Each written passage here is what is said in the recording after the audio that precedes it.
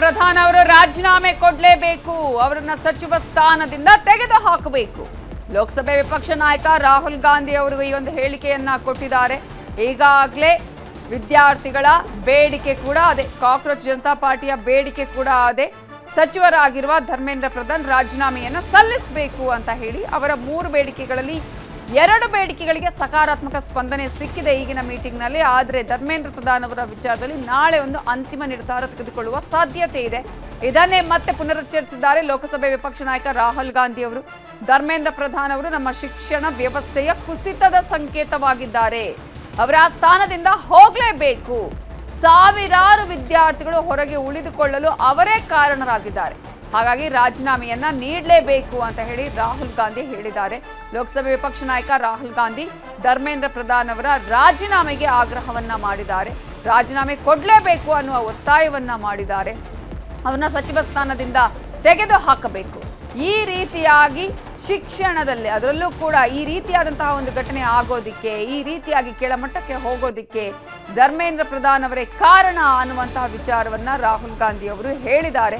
ಸಾವಿರಾರು ವಿದ್ಯಾರ್ಥಿಗಳು ಹೊರಗುಳ್ಕೊಳ್ಳೋದಕ್ಕೆ ಅವರೇ ನೇರ ಕಾರಣರಾಗಿದ್ದಾರೆ. ಅದಕ್ಕಾಗಿ ಅವರು ತಮ್ಮ ರಾಜೀನಾಮೆಯನ್ನ ನೀಡಲೇಬೇಕು ಅನ್ನುವ ಆಗ್ರಹವನ್ನ ಮಾಡಿದ್ದಾರೆ ಲೋಕಸಭೆ ವಿಪಕ್ಷ ನಾಯಕ ರಾಹುಲ್ ಗಾಂಧಿ.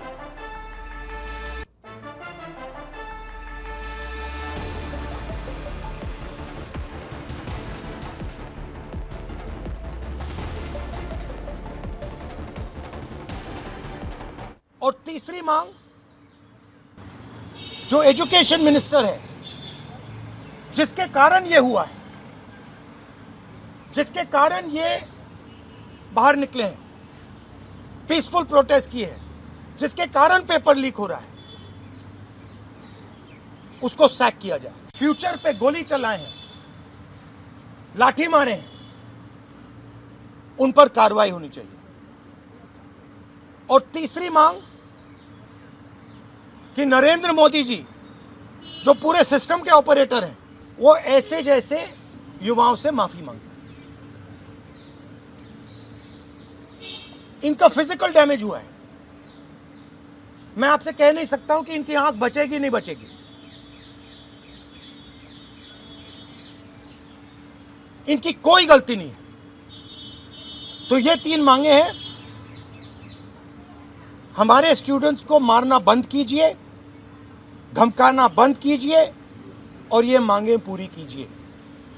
यही मैसेज है। जो एजुकेशन मिनिस्टर है, जिसके कारण ये हुआ है, जिसके कारण ये बाहर निकले हैं। ಪ್ರಶ್ನೆ ಪತ್ರಿಕೆ ಸೋರಿಕೆ ವಿರುದ್ಧ ಕೇಂದ್ರ ಇದನ್ನು ಗಂಭೀರವಾಗಿ ತೆಗೆದುಕೊಂಡು ಕಠಿಣ ಕ್ರಮ ಕೈಗೊಳ್ಳುವಂತಹ ನಿರ್ಧಾರ ಮಾಡಿದೆ.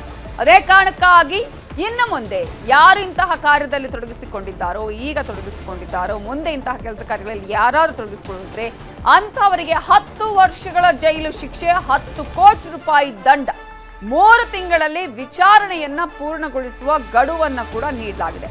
ವಿಶೇಷ ತ್ವರಿತ ನ್ಯಾಯಾಲಯಗಳಿಗೆ ಕಾನೂನು ಮಾನ್ಯತೆಯನ್ನ ನೀಡಲಾಗುತ್ತೆ. ಕೇಂದ್ರ ಸಚಿವ ಸಂಪುಟ ಸಭೆಯಲ್ಲಿ ಮಹತ್ವದ ನಿರ್ಧಾರವನ್ನು ತೆಗೆದುಕೊಳ್ಳಲಾಗಿದ್ದು, ಸೋಮವಾರವೇ ನಡೆಯುವಂತಹ ಒಂದು ಕಲಾಪದಲ್ಲಿ ಬಿಲ್ ಮಂಡನೆ ಬಗ್ಗೆಯೂ ಚರ್ಚೆಯನ್ನ ಮಾಡಲಾಗುತ್ತೆ. ಈಗ 4 ಗಂಟೆಗೆ ಕೇಂದ್ರ ಸಚಿವರು ಸುದ್ದಿಗೋಷ್ಠಿಯನ್ನ ನಡೆಸಲಿದ್ದಾರೆ. ಈ ವಿಚಾರಕ್ಕೆ ಸಂಬಂಧಪಟ್ಟ ಹಾಗೆ ಮಾತನಾಡಲಿಕ್ಕಿದ್ದಾರೆ. ಪ್ರಶ್ನೆ ಪತ್ರಿಕೆ ಸೋರಿಕೆ ವಿರುದ್ಧ ಕೇಂದ್ರ ಕಠಿಣ ಕ್ರಮವನ್ನ ಕೈಗೊಂಡಿದ್ದು, ಯಾರು ಇಂತಹ ಕಾರ್ಯದಲ್ಲಿ ತಾವು ತಮ್ಮನ್ನು ತೊಡಗಿಸಿಕೊಂಡಿದ್ದಾರೋ, ಯಾರು ಈ ರೀತಿಯಾಗಿ ಪ್ರಶ್ನೆ ಪತ್ರಿಕೆಗಳನ್ನು ಸೋರಿಕೆ ಮಾಡುವ ಕೆಲಸದಲ್ಲಿ ನಿರತರಾಗಿದ್ದಾರೋ ಅಂತವರಿಗೆ 10 ವರ್ಷಗಳ ಜೈಲು ಶಿಕ್ಷೆ, 10 ಕೋಟಿ ರೂಪಾಯಿ ದಂಡ, ಜೊತೆಗೆ 3 ತಿಂಗಳಲ್ಲಿ ವಿಚಾರಣೆ ಪೂರ್ಣಗೊಳಿಸುವಂತಹ ಒಂದು ಗಡುವನ್ನ ನೀಡಲಾಗಿದೆ. ಸೋಮವಾರ ಕಲಾಪ ಆರಂಭ ಆಗುತ್ತೆ. ಲೋಕಸಭೆ ರಾಜ್ಯಸಭಾ ಕಲಾಪದಲ್ಲಿ ಅವತ್ತು ಇದರ ಬಗ್ಗೆ ಬಿಲ್ ಮಂಡನೆ ಬಗ್ಗೆ ಚರ್ಚೆಯಾಗುತ್ತೆ. ಅಂದು ಸಂಜೆಯ ವೇಳೆಗೆನೆ ಬಿಲ್ ಮಂಡನೆ ಮಾಡುವ ವಿಚಾರದಲ್ಲಿ ಏನು ಮಂಡನೆ ಆಗುವಂತಹ ಚಾನ್ಸಸ್ ಕೂಡ ಇದೆ. नीट एग्जाम पेपर लीक को लेकर के चर्चा नहीं कर पाए हम, तो आज भी फिर से अपील किया है। तो अभी जो महत्वपूर्ण निर्णय कैबिनेट ने लिया है उसका ब्रीफिंग हमारा आईन भी मंत्री जी ब्रीफिंग करेंगे। हमने आज भी राहुल गांधी जी खुद सदन में थे, तो हमने कहा कि आप बहस तुरंत शुरू कराइए। अब तो कांग्रेस पार्टी ने दिखा दिया कि वो बहस में इंटरेस्ट नहीं है एक्चुअली। अब जो ಇದರ ಬಗ್ಗೆ ಇನ್ನಷ್ಟು ಡೀಟೇಲ್ಸ್ ಕೊಡೋದಕ್ಕೆ ನಮ್ಮ ಪೊಲಿಟಿಕಲ್ ಬ್ಯೂರೋ ಹೆಡ್ ಆಗಿರೋ ಚಿದಾನಂದ ಪಟೇಲ್ ಈಗ ಮತ್ತೆ ಸಂಪರ್ಕದಲ್ಲಿ ಜಾಯ್ನ್ ಆಗಿದ್ದಾರೆ. ಪಟೇಲ್ ರೇ, ಈಗಾಗಲೇ ಈ ಒಂದು ಪ್ರಕರಣವನ್ನ ಗಂಭೀರವಾಗಿ ತೆಗೆದುಕೊಂಡಿಲ್ಲ ಕೇಂದ್ರ ಅನ್ನುವಂತಹ ಒಂದು ರೀತಿಯಾದಂತಹ ಮಾತುಕತೆಗಳು ಕೇಳಿ ಬರ್ತಾ ಇತ್ತು. ಈ ವಿಚಾರದಲ್ಲೇ ದೊಡ್ಡ ಮಟ್ಟದಲ್ಲಿ ಈಗ ಈ ರೀತಿಯ ಪ್ರತಿಭಟನೆ ಆಗಿರೋದು.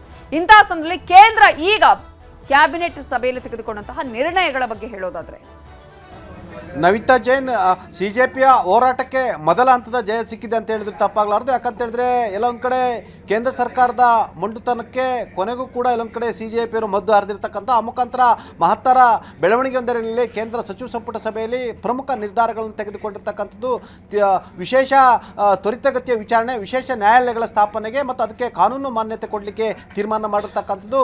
ಈಗಾಗಲೇ ಫಾಸ್ಟ್ ಟ್ರ್ಯಾಕ್ ಕೋರ್ಟ್ಗಳನ್ನು ತೆರೆದು 3 ತಿಂಗಳ ಒಳಗಡೆ ವಿಚಾರಣೆಯನ್ನು ನಡೆಸಿ ಅಂತಿಮ ತೀರ್ಪು ಕೊಡಲಿಕ್ಕೆ ತೀರ್ಮಾನವನ್ನು ತೆಗೆದುಕೊಳ್ಳುವಂಥದ್ದು ಮಹತ್ತರವಾದ ತೀರ್ಮಾನವನ್ನು ಕೇಂದ್ರ ಸಚಿವ ಸಂಪುಟ ಸಭೆ ತೆಗೆದುಕೊಂಡಿರ್ತಕ್ಕಂಥದ್ದು. ನಂತರ ಪ್ರಮುಖವಾಗಿ ಈಗಾಗಲೇ ಎಲ್ಲೊಂದು ಕಡೆ ನೀಟ್ ಪರೀಕ್ಷೆ ಸೋರಿಕೆ ಕೇಂದ್ರ ಸರ್ಕಾರಕ್ಕೆ ಬಿಸಿ ತುಪ್ಪ ಆಗಿರ್ತಕ್ಕಂಥದ್ದು. ದೇಶಾದ್ಯಂತ ಎಲ್ಲೊಂದು ಕಡೆ ಯುವಜನರು ಮತ್ತು ವಿದ್ಯಾರ್ಥಿಗಳು ಭೀತಿಗೆ ಬಂದಿರತಕ್ಕಂಥದ್ದು. ಆ ಮುಖಾಂತರ ಕೇಂದ್ರ ಸರ್ಕಾರಕ್ಕೆ ಅತಿ ದೊಡ್ಡ ತಲೆನೋವಾಗಿ ಪರಿಣಮಿಸಿರ್ತಕ್ಕಂಥ. ಹಾಗಾಗಿ ಮುಂದಿನ ದಿನಗಳಲ್ಲಿ ಇಂಥ ಪ್ರಕರಣಗಳು ನಡೀಬಾರದು ಎಂಬ ಕಾರಣಕ್ಕಾಗಿ ಸೋರಿಕೆಯಲ್ಲಿ ಭಾಗಿಯಾದವರಿಗೆ ಎಲ್ಲೊಂದು ಕಡೆ 10 ಕೋಟಿ ರೂಪಾಯಿಯಷ್ಟು ದಂಡ ವಿಧಿಸುವಂಥದ್ದು ಮತ್ತು 10 ವರ್ಷ ಶಿಕ್ಷೆಯನ್ನು ಕೊಡುವಂಥ ಪ್ರಮುಖ ನಿರ್ಧಾರವನ್ನು ತೆಗೆದುಕೊಂಡಿರ್ತಕ್ಕಂಥ. ಆ ಮುಖಾಂತರ 3 ಪ್ರಮುಖ ನಿರ್ಧಾರಗಳನ್ನು ಇವತ್ತು ಕೇಂದ್ರ ಸಚಿವ ಸಂಪುಟ ಸಭೆ ತೀರ್ಮಾನವನ್ನು ತೆಗೆದುಕೊಂಡಿರ್ತಕ್ಕಂಥದ್ದು. ಇದರ ಬೆನ್ನಲ್ಲೇ ಸೋಮವಾರ ನಡೆತಕ್ಕಂಥ ಉಭಯ ಕಲಾಪಗಳಲ್ಲಿ ಈ ಬಿಲ್ಲಿಗೆ ಮಸೂದೆಯನ್ನು ಮಂಡಿಸಿ ನಂತರ ಒಪ್ಪಿಗೆ ಪಡಲಿಕ್ಕೆ ಕೂಡ ತೀರ್ಮಾನವನ್ನು ತೆಗೆದುಕೊಂಡಿರ್ತಕ್ಕಂಥ. ಆ ಮುಖಾಂತರ ಎಲ್ಲ ಒಂದು ಕಡೆ ಈಗಾಗಲೇ ದೇಶಾದ್ಯಂತ ಎಲ್ಲೊಂದು ಕಡೆ ಪರೀಕ್ಷೆಗಳಾಗ್ತಕ್ಕಂಥ ಪ್ರಶ್ನೆ ಪತ್ರಿಕೆಗಳ ಸೋರಿಕೆಗೆ ಮದ್ದು ಹರಿಲಿಕ್ಕೆ ಕೇಂದ್ರ ಸರ್ಕಾರ ತೀರ್ಮಾನ ಮಾಡಿರ್ತಕ್ಕಂಥ. ಆ ಮುಖಾಂತರ ಒಂದು ಕಡೆ ಕಠಿಣ ಕಾನೂನು ಕೂಡ ಜಾರಿಗೆ ಮಾಡಲಿಕ್ಕೆ ಸರ್ಕಾರ ತೀರ್ಮಾನ ಮಾಡಿರ್ತಕ್ಕಂಥ. ಇದರ ಬೆನ್ನಲ್ಲೇ ಅದು ಶೀಘ್ರಗತಿಯಲ್ಲೇ ಆ ಕಾನೂನನ್ನು ಜಾರಿಯಾಗಲಿಕ್ಕೆ ಕೂಡ ನಿರ್ಧಾರ ತೆಗೆದುಕೊಂಡಿರ್ತಕ್ಕಂಥ. ಹಾಗಾಗಿ ಸೋಮವಾರ ನಡೆತಕ್ಕಂಥ ಉಭಯ ಸದನಗಳಲ್ಲಿ ಮಸೂದೆಯನ್ನು ಮಂಡಿಸಿ ಒಪ್ಪಿಗೆ ಪಡಲಿಕ್ಕೆ ಈಗಾಗಲೇ ತೀರ್ಮಾನವನ್ನು ತೆಗೆದುಕೊಂಡಿರ್ತಕ್ಕಂಥದ್ದು. ಇವತ್ತಿನ ಸಚಿವ ಸಂಪುಟ ಸಭೆಯಲ್ಲಿ ಮಹತ್ವದ 3 ನಿರ್ಧಾರವನ್ನು ತೆಗೆದುಕೊಂಡಿರ್ತಕ್ಕಂಥದ್ದು. ನವಿತಾ ಜೈನ್, ಇದು ಪಾಸ್ ಆಗುವಂತಹ ಸಾಧ್ಯತೆ ಎಷ್ಟರ ಮಟ್ಟಿಗೆ ಕಾಣಿಸ್ತಾ ಇದೆ? ಯಾಕಂದ್ರೆ ಎಲ್ಲಾ ಪಕ್ಷಗಳು ಕೂಡ ಈ ವಿಚಾರದಲ್ಲಿ ವಿದ್ಯಾರ್ಥಿಗಳಿಗೆ ನ್ಯಾಯ ಸಿಗಬೇಕು ಅನ್ನುವಂಥದ್ದು ನಿಲುವನ್ನ ಹೊಂದಿದ್ದಾರೆ. ಹಾಗಾಗಿ ಈಗ ರಾಹುಲ್ ಗಾಂಧಿ ಅವರು ಇದರ ಬಗ್ಗೆ ಯಾವುದೇ ರೀತಿಯಾದ ವಿಚಾರ ಎತ್ತಲಿಲ್ಲ ಅನ್ನೋದನ್ನ ಕೂಡ ಕಿರಣ್ ರಿಜಿಜು ಹೇಳ್ತಾ ಇದ್ರು. ಸೊ ಇದರ ಬಗ್ಗೆ ಯಾವ ರೀತಿಯಾಗಿ ಈಗ ಪ್ರತಿಪಕ್ಷಗಳು ಬಿಲ್ ಮಂಡನೆಗೆ ಸಹಾಯ ಮಾಡುವಂತಹ ಅಥವಾ ಅಂಗೀಕಾರ ಕೊಡಿಸುವಂತಹ ಸಾಧ್ಯತೆ ಇದೆ? ನವಿತಾ ಜೈನ್, ವಿದ್ಯಾರ್ಥಿ ಮತ್ತು ಯುವ ಸಮೂಹದ ಹೋರಾಟದ ಲಾಭವನ್ನು ಪಡೆಯಲಿಕ್ಕೆ ಕಾಂಗ್ರೆಸ್ನ ನಾಯಕರುಗಳು ತೀರ್ಮಾನ ಮಾಡಿರ್ತಕ್ಕಂಥದ್ದು ಮತ್ತು ಕಾಂಗ್ರೆಸ್ ಪಕ್ಷ ಆ ಲಾಭವನ್ನು ಒಂದು ಹಂತದಲ್ಲಿ ಪಡೆದುಕೊಂಡಿರ್ತಕ್ಕಂಥದ್ದು ಮತ್ತು ಸಿಜೆಪಿ ಹೋರಾಟದ ಬೆನ್ನಲ್ಲೇ ನಾವು ವಿದ್ಯಾರ್ಥಿಗಳ ಪರವಾಗಿದ್ದೀವಿ ಅನ್ನೋ ಮುಖಾಂತರ ಧರ್ಮೇಂದ್ರ ಪ್ರಧಾನ್ ರಾಜೀನಾಮೆಯನ್ನು ಕೂಡ ರಾಹುಲ್ ಗಾಂಧಿ ಅವರು ಕೂಡ ಇದೀಗ ಕೇಳ್ತಿರ್ತಕ್ಕಂಥದ್ದು ಮತ್ತು ಇದು ವಿದ್ಯಾರ್ಥಿ ಪರವಾಗಿರ್ತಕ್ಕಂಥ ನಿಲುವಾಗಿರ್ತಕ್ಕಂಥ. ಅನಿವಾರ್ಯವಾಗಿ ಕೂಡ ಕಾಂಗ್ರೆಸ್ ಕೂಡ ಬೆಂಬಲವನ್ನು ಸೂಚಿಸುವಂತಹ ಸ್ಥಿತಿ ನಿರ್ಮಾಣ ಆಗಿರ್ತಕ್ಕಂಥದ್ದು. ಯಾಕಂತ ಹೇಳಿದ್ರೆ ಇಲ್ಲಿ ವಿದ್ಯಾರ್ಥಿಗಳ ಪರವಾಗಿರ್ತಕ್ಕಂಥ ಕಾನೂನು ಆಗಿರ್ತಕ್ಕಂಥದ್ದು.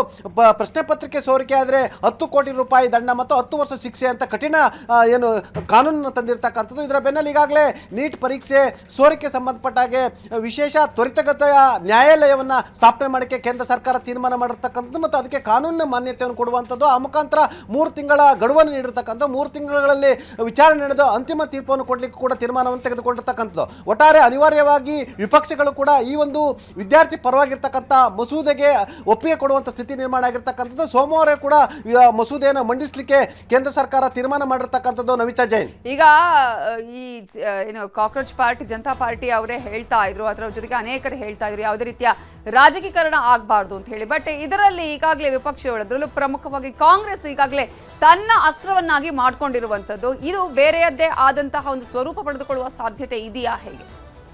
ಈಗಾಗಲೇ ಸಿಜೆಪಿಯ ನಾಯಕ ಅಭಿಷೇಕ್ ದೀಪ್ಕರ್ ಅವರು ರಾಜಕೀಯ ಪಕ್ಷಗಳು ಇದನ್ನು ರಾಜಕೀಕರಣಗೊಳಿಸಬೇಡಿ ಮತ್ತು ರಾಜಕೀಯ ಲಾಭವನ್ನು ಪಡೆದುಕೊಳ್ಬೇಡಿ ಅನ್ನೋ ಮುಖಾಂತರ ಪರೋಕ್ಷವಾಗಿ ಎಲ್ಲೊಂದು ಕಡೆ ಕಾಂಗ್ರೆಸ್ಗೆ ಸೂಚ್ಯವಾಗಿ ತಿಳಿಸಿರ್ತಕ್ಕಂಥದ್ದು. ಯಾವುದೇ ಕಾರಣಕ್ಕೂ ಕೂಡ ನೀವು ತಾವು ವಿದ್ಯಾರ್ಥಿಗಳ ಬೆನ್ನಿಗೆ ನಿಲ್ಲಿ ಮತ್ತು ವಿದ್ಯಾರ್ಥಿಗಳಾಗಿರ್ತಕ್ಕಂಥ ಅನ್ಯಾಯವನ್ನು ಖಂಡಿಸಿ ಮತ್ತು ವಿದ್ಯಾರ್ಥಿಗಳ ಜೊತೆ ಹೋರಾಟವನ್ನು ಮಾಡಿ, ಆದರೆ ಇದನ್ನು ರಾಜಕೀಕರಣವನ್ನುಗೊಳಿಸಿ ತಮ್ಮ ಪಕ್ಷದ ರಾಜಕೀಯ ಅಜೆಂಡಾವಾಗಿ ಮಾಡಿಕೊಂಡು ಇದರಲ್ಲಿ ರಾಜಕೀಯ ಬೇಳೆಯನ್ನು ಬೇಯಿಸ್ಕೊಳ್ಬೇಡಬೇಡಿ ಅಂತೇಳಿ ಈಗಾಗಲೇ ಸೂಚನೆಯನ್ನು ಕೊಟ್ಟಿರ್ತಕ್ಕಂಥದ್ದು. ಇದರ ಬೆನ್ನಲ್ಲೇ ಕಾಂಗ್ರೆಸ್ ಕೂಡ ಎಲ್ಲೊಂದು ಕಡೆ ವಿದ್ಯಾರ್ಥಿ ಮತ್ತು ಯುವ ಸಮೂಹದ ಎಲ್ಲೊಂದು ಕಡೆ ಹೋರಾಟದ ತೀವ್ರತೆಯನ್ನು ನೋಡಿ ಮತ್ತು ಅದರ ಹೋರಾಟದ ಅಲೆಯನ್ನು ನೋಡಿ ದೇಶಾದ್ಯಂತ ಕಾಂಗ್ರೆಸ್ ಕೂಡ ಪ್ರತಿಭಟನೆಯನ್ನು ಮಾಡ್ತಿರ್ತಕ್ಕಂಥದ್ದು ಮತ್ತು ದೆಹಲಿಯಲ್ಲಿ ಕೂಡ ತೀವ್ರ ಸ್ವರೂಪವಾದ ಪ್ರತಿಭಟನೆಯನ್ನು ಮಾಡ್ತಿರ್ತಕ್ಕಂಥದ್ದು.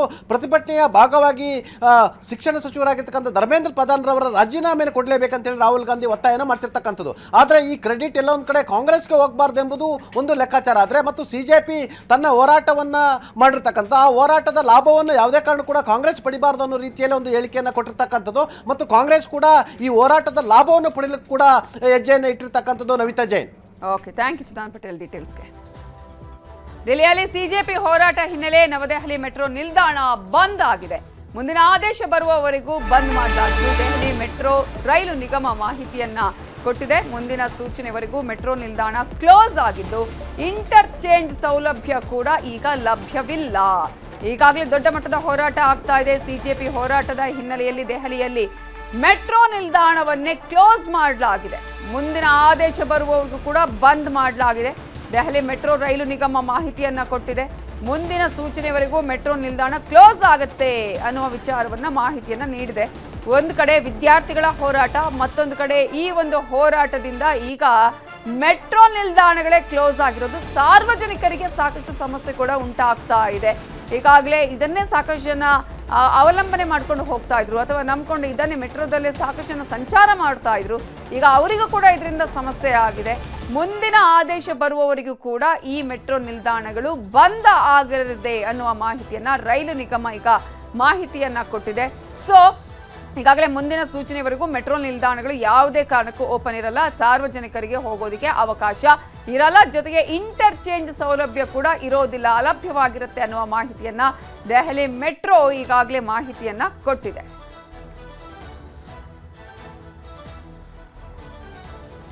ಒಂದ್ ಕಡೆ ದೇಶದಾದ್ಯಂತ ನೀಟ್ ಕೋಲಾಹಲ ಆಗ್ತಾ ಇದ್ರೆ, ಅದರಲ್ಲೂ ಕೂಡ ರಾಷ್ಟ್ರ ರಾಜಧಾನಿಯಲ್ಲಿ ದೊಡ್ಡ ಮಟ್ಟದ ಹೋರಾಟ ಹಿಂಸಾ ಸ್ವರೂಪವನ್ನ ಪಡ್ಕೊಂಡಿದೆ. ಈ ಹಿನ್ನೆಲೆಯಲ್ಲಿ ಇದೀಗ ಸಭೆಗಳ ಮೇಲೆ ಸಭೆಗಳಾಗ್ತಾ ಇದೆ. 2 ಸುತ್ತಿನ ಸಭೆ ಆಗಿದೆ. 3ನೇ ಸಭೆ ನಾಳೆ ನಡೆಯುತ್ತೆ. 2 ಬೇಡಿಕೆಗಳಿಗೆ ಈಗಾಗಲೇ ಸರ್ಕಾರ ಒಪ್ಪಿಕೊಂಡಿದೆ, ಅಂದ್ರೆ ಪಾಸಿಟಿವ್ ರೆಸ್ಪಾನ್ಸ್ ಅನ್ನ ಕೊಟ್ಟಿದೆ. ಅದೇ ಧರ್ಮೇಂದ್ರ ಪ್ರಧಾನ್ ಅವರ ರಾಜೀನಾಮೆಯ ವಿಚಾರದಲ್ಲಿ ಇನ್ನೂ ಕೂಡ ಅಂತಿಮ ನಿರ್ಧಾರವನ್ನ ತೆಗೆದುಕೊಂಡಿಲ್ಲ. ಏನು ಆಗಬಹುದು ಅನ್ನುವ ಕುತೂಹಲ. ನಾಳೆ ಸಭೆಗೆ ಬರುವ ಒಳಗೆ ಅವರನ್ನ ವಜಾ ಮಾಡಬೇಕು ಅನ್ನುವ ಬೇಡಿಕೆಯನ್ನ ಇಟ್ಟಿದ್ದಾರೆ ಈಗಾಗಲೇ. ಇನ್ನು ಸಂಸತ್ನ ಉಭಯ ಸದನಗಳಲ್ಲೂ ಕೂಡ ನೀಟ್ ಗದ್ದಲ ಜೋರಾಗಿದೆ. ಆರಂಭ ಆಗಿರುವ 5 ದಿನದಲ್ಲಿ 1 ದಿನವೂ ಕೂಡ ಕಲಾಪ ಸರಿಯಾಗಿ ಆಗಿಲ್ಲ. ಧರ್ಮೇಂದ್ರ ಪ್ರಧಾನ್ ಅವರ ರಾಜೀನಾಮೆಗೆ ಆಗ್ರಹ ಮಾಡಿ ಈ ಮತ್ತೆ ಹೋರಾಟಗಳು, ಮತ್ತೆ ಗದ್ದಲಗಳಾಗಿದೆ. ಈ ಹಿನ್ನೆಲೆಯಲ್ಲಿ ಲೋಕಸಭಾ ಕಲಾಪವನ್ನ ಸೋಮವಾರಕ್ಕೆ ಮುಂದೂಡಿಕೆ ಮಾಡಲಾಗಿದೆ. ಚರ್ಚೆಗೆ ಕೇಂದ್ರ ಸಿದ್ಧ ಇದೆ ಅಂತ ಹೇಳಿ ಕಿರಣ್ ರಿಜಿಜು ಹೇಳಿದ್ದಾರೆ. ಕೇಂದ್ರ ಸಚಿವರ ಹೇಳಿಕೆ ಮಧ್ಯೆಯೂ ಕೂಡ ಗಲಾಟೆ, ಗದ್ದಲ, ಕೋಲಾಹಲ ಜೋರಾಗಿ ನಡೆದಿದೆ. ಸದನದಲ್ಲಿ ಕಲಾಪವನ್ನ ಮುಂದೂಡಿದ್ದಾರೆ. ಸ್ಪೀಕರ್ ಓಂ ಬಿರ್ಲಾ ಅವರು ಸೋಮವಾರಕ್ಕೆ ಕಲಾಪವನ್ನ ಮುಂದೂಡಿಕೆ ಮಾಡಿದ್ದಾರೆ. ಈಗಾಗಲೇ ಚರ್ಚೆಗೆ ಕೇಂದ್ರ ಸಿದ್ಧ ಇದೆ ಅಂತ ಹೇಳಿದ್ರು ಕೂಡ ಅಲ್ಲಿ ಒಪ್ಪಿಲ್ಲ.